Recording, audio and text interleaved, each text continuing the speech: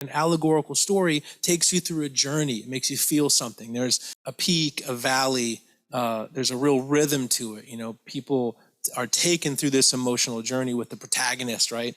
And there's always something that somebody can relate to in a story like this. I've got a little gift, a little present for you at the end of this. That will help save you a lot of time. You have everyone's attention. We're all in different places with this. So let me introduce you, because what I heard is that you need no introduction. Like, you're well known, and I could keep it short and sweet, right? But I tell you what, there's some really incredible things here. I want to make sure that everybody know that Marcus Dilly is out of Charlotte, right? You're out of Charlotte. Yes. Area.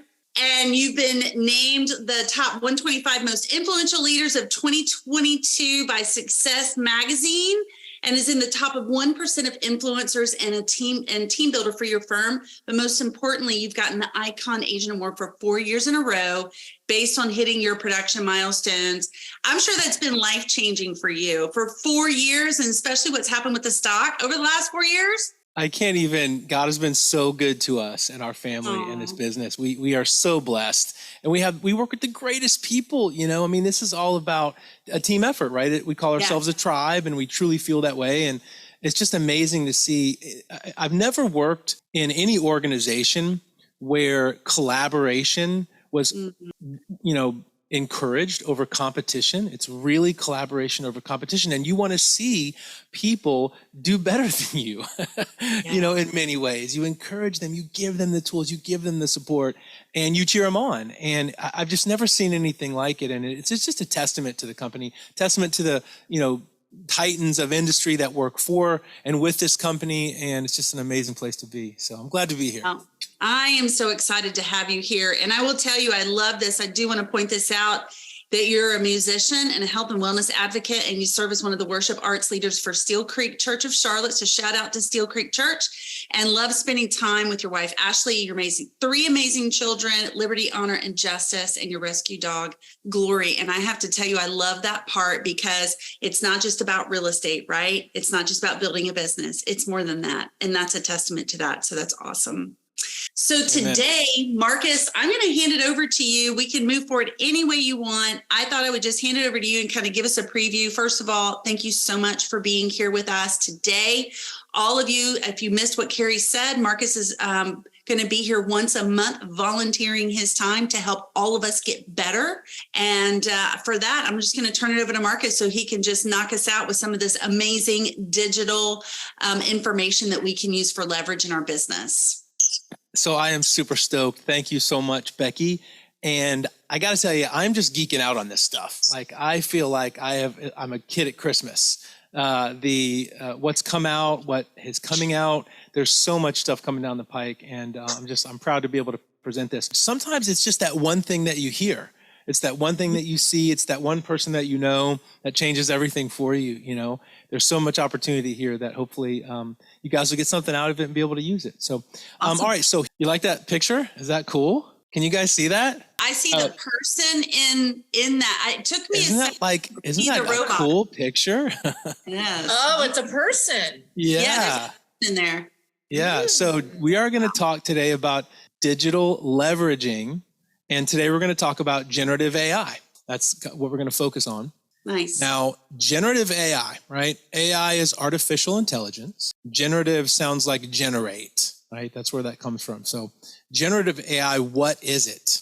It is a type of artificial intelligence technology that can produce various types of content, including text, imagery, audio, and synthetic data. Okay? So here's a couple examples. Most of what you guys are seeing and using right now is generative AI. That's kind of an umbrella statement for what you can call it. So interestingly enough, the OpenAI platform that this comes from is ChatGPT, which is what a lot of people are hearing. But ChatGPT, DALL-E 2, Bing AI, Jasper, and Midjourney are a few that you're going to be hearing a lot more about if you haven't already.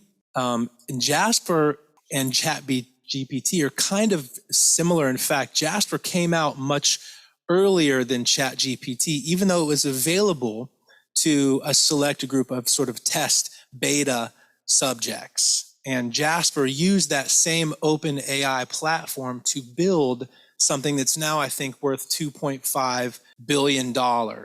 That's much more marketing based. So the language model of ChatGPT was used through Jasper to build like a marketing language processing model for those who do more sales and marketing.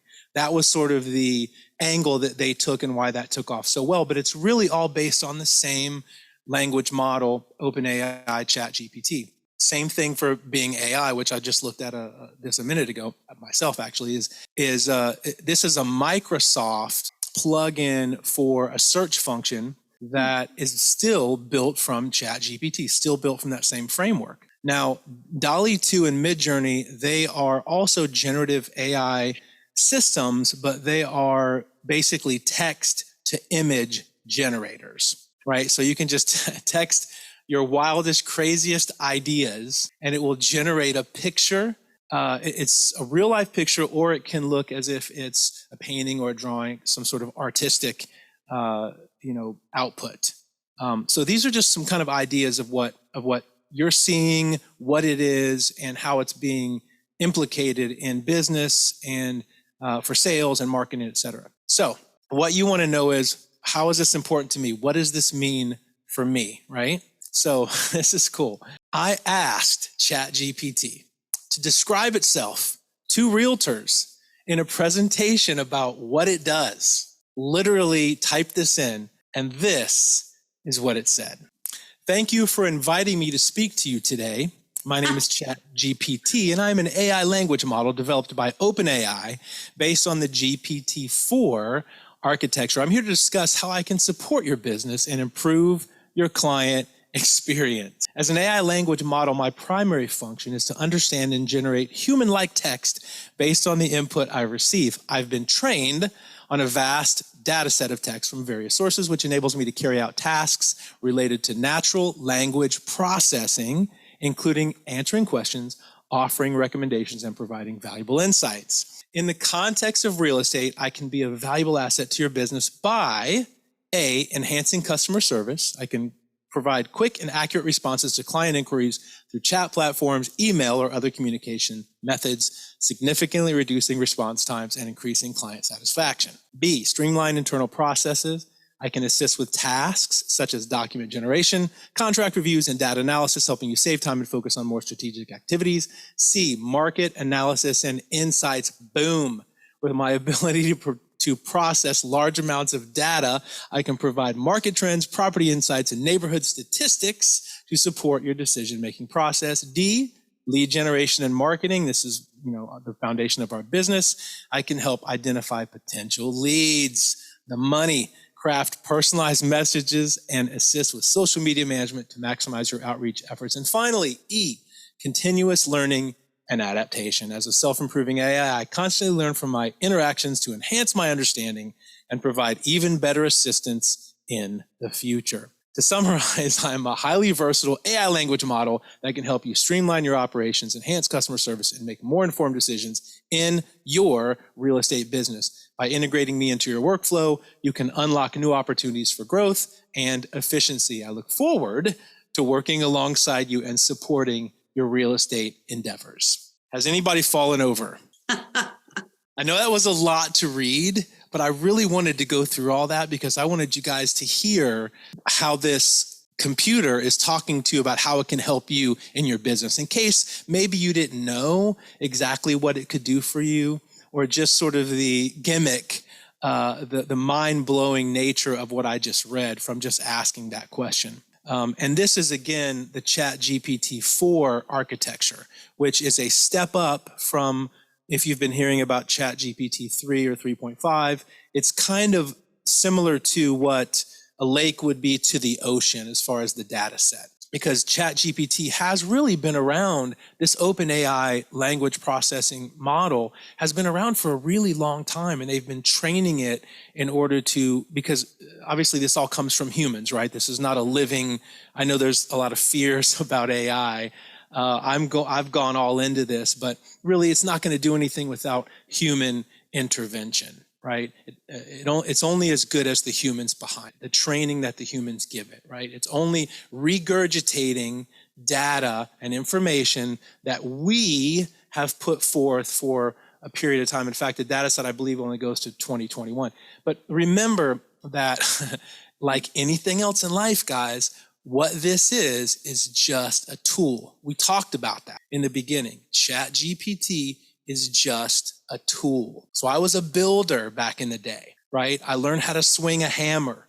I love the concept of houses, not just because I'm a realtor, but I love the foundational concept of what building a house is like. You know, I love the analogies that it implicates in life and building business, relationships, health. I love you have to pour a deep foundation. Somebody told me once, if you're looking to build something, a business, let's say, if you equate it to a house, right? If you want a little, 3-bedroom ranch style business, then you can pour, low footers. They don't have to be that wide. They don't have to be that deep. It doesn't take that long to build the foundation, to lay it brick by brick, to do the masonry, right? It just, there's not as much support that it's needed, so you don't have to do quite as much work. But if your business would be equated to a 100-story skyscraper, man, you got to dig those footers deep, and you got to pour those suckers wide, and it takes a really, really long time, almost as long as it would take to build the entire house just to pour the foundation.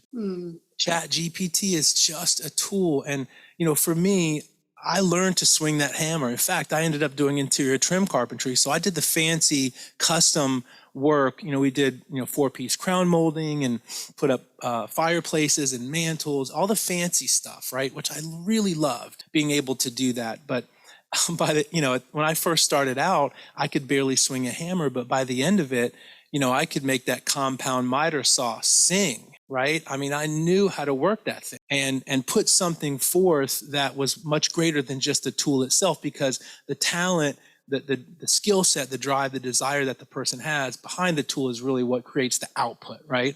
ChatGPT is no different, right? We have the same paint as Van Gogh, right? We have access to the same tools, but I'm not going to create something that beautiful. I'm not going to create something that valuable, that historic, that meaningful. We all have the same basketball as LeBron James, right? But there's no, he's a freak of nature, right? One of the best, arguably one of the best, arguably the best, right? A lot of people have schools of thought about this, but there's no way that I could do anything near what he does because of his skill set, his training, the way he's built, his heart, the people that supported him, all that goes into what he's able to do. Gordon Ramsay, right? We all have the same ingredients, but we're not making, at least I'm not making anything half as delicious as he does.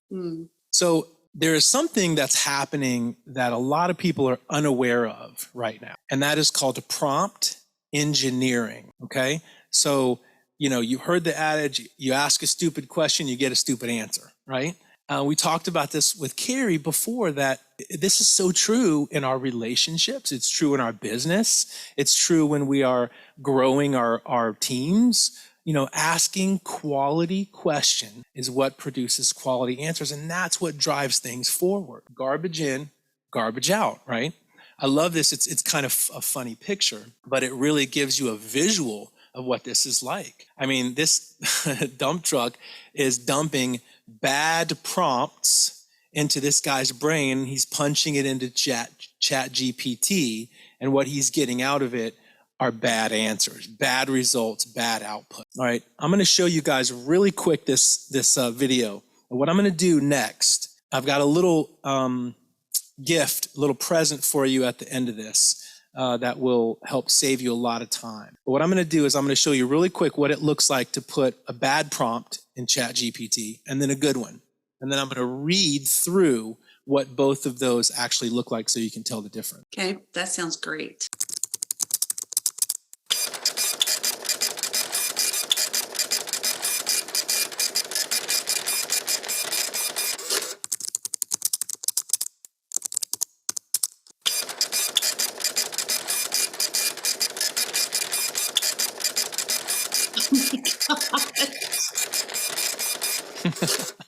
This reminds me of yesterday. I went on and I said, give me 30 days of Facebook posts for my real estate business. And literally it gave me day 1, day 2, day 3, day 4. And then I asked it to expand. And so it gave me the hashtags, it gave me the emojis, it gave me everything. It was incredible. 100%. And a lot of this is Chat GPT-4 because it is highly advanced. Yeah. There are literally think tanks. I mean, there are geek squads, right? Brainiacs, Discord is one of the websites, but people are digging deep, you guys, into this prompt engineering vibe because again, you can have a hammer. Can you build a house, right?